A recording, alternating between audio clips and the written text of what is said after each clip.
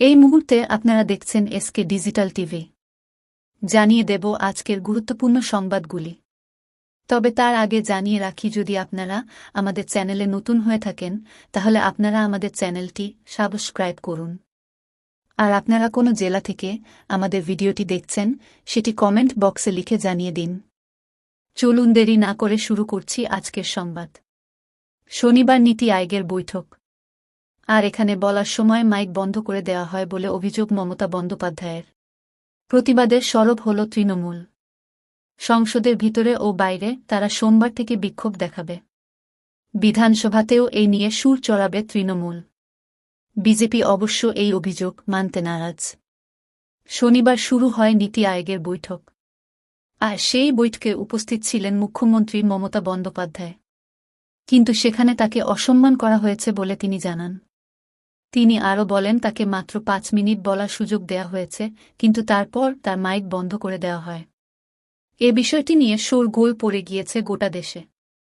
মুখ্যমন্ত্রীকে অসম্মান করা হয়েছে এবং তার কণ্ঠ রোধ করা হয়েছে বলে জানান তৃণমূল।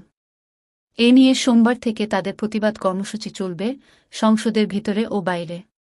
বিধানসভাতেও এই নিয়ে সুর চড়াবেন তারা। অবশ্য মাইক বন্ধের এই অভিযোগ অস্বীকার করছে বিজেপি। সুকান্ত মজুমদারের উত্তরবঙ্গ প্রস্তাব নিয়ে জোর বিতর্ক। উত্তর-পূর্ব ভারতের সঙ্গে উত্তরবঙ্গকে মিশিয়ে দেওয়ার প্রস্তাব রেখেছিলেন প্রধানমন্ত্রীর কাছে। আর এই প্রস্তাব নিয়ে বিজেপির অন্দরে নানা রকম বিতর্ক শুরু হয়েছে। কেউ কেউ এই প্রস্তাবকে সমর্থন করছেন, আবার অনেকে বিরোধিতাও করছেন।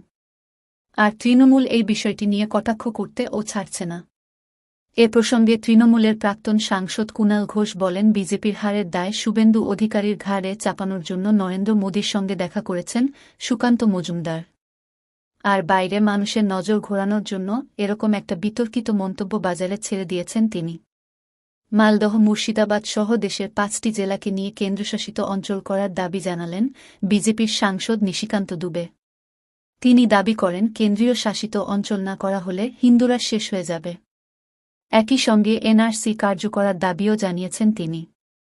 মুসলিমদের জনসংখ্যা বৃদ্ধি নিয়ে উদ্বেগ প্রকাশ করেছেন তিনি।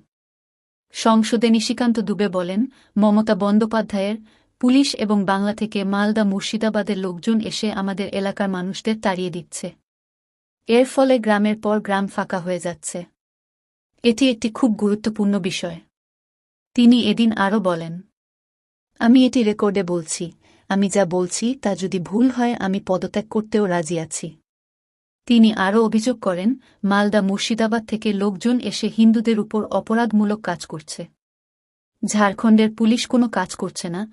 নিশিকান্ত দুবে এদিন আরও বলেন, মুসলিমদের জনসংখ্যা হু হু করে বাড়ছে, এতে ভারত সরকারের হস্তক্ষেপ করা উচিত।